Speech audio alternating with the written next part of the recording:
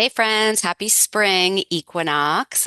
This is going to be a short teaching, hopefully offer you some useful things to think about as we enter into spring, into a new season, which is about cardinal fire. So the spring equinox happens when the sun moves into 0 degrees of Aries, and that is a cardinal fire sign, which is about initiating, beginning, awakening. Fire is desire.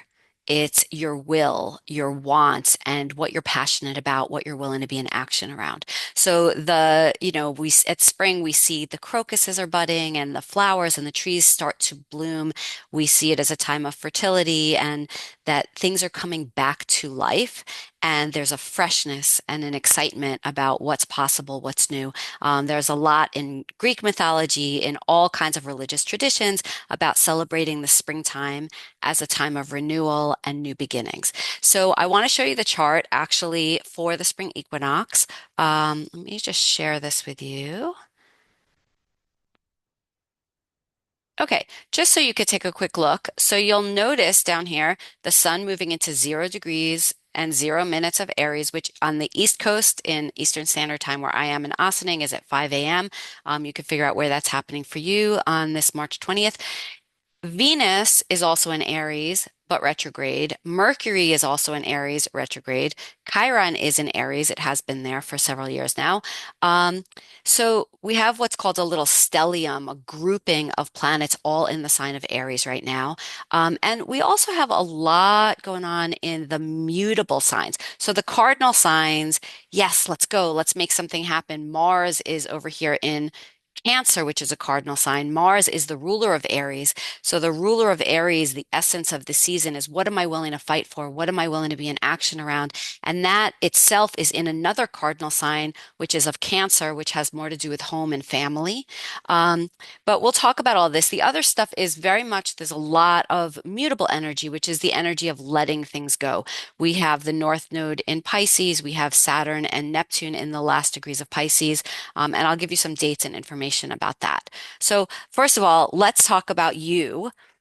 What are you excited to begin? What feels like it's just kind of coming to the surface, that it's the energy of it is waking up out of being dormant? Maybe there was some vision or hope or ideal that you've been playing with. Maybe there's something that you've been a little like, oh, I'm just going to wait and see and just kind of have faith and trust. That's very Piscean energy, which is where we've all been sort of molting for a while in this Pisces energy of sort of letting things go with the flow, surrendering, kind of just trusting things will happen in their natural course as they're ready, which is very Taoist. And I have a Taoist teaching I'm going to offer you as well. But now things are starting to move into Aries. So Aries is about taking what you were holding on to and thinking and imagining and figuring out now. Let's jump into action. If I really want this, what am I willing to do to make it happen? Am I willing to take some risks to make that happen? Aries is about taking risks. Also, by the way, on this spring equinox, the moon is in the sign of Sagittarius. Sagittarius is also about adventure. It's about putting ourselves out in a bigger way to learn and grow in the world. So there's a sense of like, I want to really attain wisdom. So what am I willing to do to get that wisdom? Where am I willing to put myself in new situations with new people, with new learning so that I can grow and understand more about myself and the world? So that's also part of the energy of the beginning for now. Let me go back and say something about Venus being retrograde. I have other videos on this channel you can look for with Venus retrograde. Venus is about what we value. What do I love? What do I find has inherent worth and beauty? So it is about material, physical possessions and money, but it's also about our deeper inner values.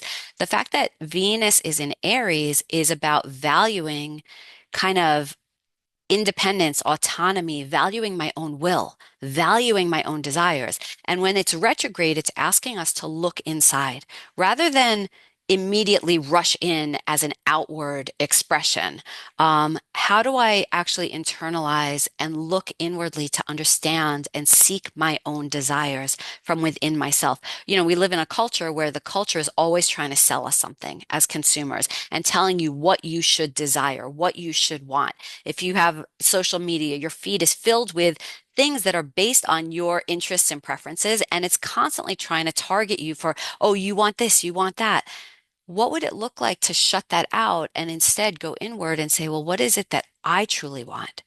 Right? What is it that I'm desiring that I'm willing to take a risk and take action on? Mercury is also retrograde. So Mercury retrograde in the common culture, we talk about, ooh, don't sign contracts and be careful of misunderstandings and travel plans get delayed and things don't, the wires don't quite cross easily as if, you know, when Mercury's in direct motion. But Mercury is also about your mind. It's about your thoughts and your thinking process. It's about what am I learning? What am I listening to? What am I saying? And when it's retrograde, it's again an invitation to internalize that. Listening to your own thoughts, allowing yourself to think and have a conversation with yourself about what is the next course of action, what is the thing that you're willing to grow and initiate this spring, this year for yourself. I want to offer this card which is one version of the Ace of Wands. In this deck, they call it Sticks. This comes from a new deck I've been playing with. It's the Tarot for the Great Outdoors. I love hiking. I love national parks. I love to be outdoors. So this is just a fun deck. And the Ace of Sticks is really like I've got the walking stick, I've got my hiking pole, and it's like the dawn and it's a new day. Where is this adventure going to take me? And, you know, in the Tao, there's a teaching about that the journey of 1,000 miles begins with a single step. And I actually want to read an a teaching for you from that. Where did I put my book on the Tao? Hold on, I'm going to pause to find it because I put it down somewhere and it's not here. Okay, I found my this version of the Tao Te Ching, which is a beautifully illustrated version. Um, It's funny because the Tao is much more Piscean, right? We still have all this Pisces energy, and I'll put the dates in the comments down below. But Neptune, after spending like 14 years in Pisces, is moving into Aries this year. It's going to move in for a certain period of time, and then it's going to back into Pisces yet again for a final completion. The same with Saturn. Saturn has been in Pisces for the last 2.5 years. It's moving into Aries this spring. Then it's going to retrograde back into Pisces to give us a final hit of what are we visioning? How do we let go? How do we surrender attachment? How do we have faith? Right? So it's an interesting play right now in the universe between what's cardinal, let's start something, let's initiate, let's get going, let's get revved up and passionate, and the Pisces energy, which is saying, and let's maybe not be so attached. Let's find ease and simplicity. Let's let things go. So, mutable signs are very much about knowing how to let things go. And sometimes we have to let things go in order to make the space for that new thing to come in to arise that we can be blessed with. So instead of like gripping too tightly, how do we soften? How do we create ease so whatever's new has a chance to flourish? So I'm going to read this teaching from the Tao. It's the 64th teaching. Um, Things are easier to control while they are quiet. Things are easier to plan far in advance. Things break easier while they are still brittle. Things are easier hid while they are still small.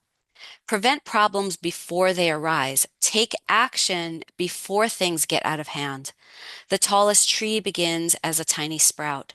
The tallest building starts with one shovel of dirt. A journey of 1,000 miles starts with a single footstep. If you rush into action, you will fail. If you hold on too tight, you will lose your grip. So even though Aries is this, let's go, let's get into action, the retrogrades are asking us not to rush into action. First, consider what you truly value. First, really listen to all the thoughts and things you need to learn and consider before taking intelligent action. And also, this warning about don't hold too tightly or you'll lose your grip, right? So, this feeling of like, I can move into action with ease. Beginnings, when things are small, are easier to manage than by the time a problem or an issue or project has gotten huge and complex. So beginnings are so important, so crucial, right? To start off thoughtfully, to start off with intention. So that's my offering for today. I'm gonna suggest that if you want, um, maybe do a breath practice at the beginning of this year, maybe an even kind of equinom ec an equal kind of even breathing practice. Um, because it is about, we're at that midpoint where the day and night is about the same length, right? Um, so finding balance in your breath, the inhale, the inspiration, the me being filled with my own passion, and the exhale, which is and I can let go, and I can still be in this place of faith. And I don't have to force and control and overdo and complexify things. So this beautiful balance. All right, I hope this is helpful for you. Feel free to reach out to me and share your thoughts. Have a great spring, you guys. See you soon.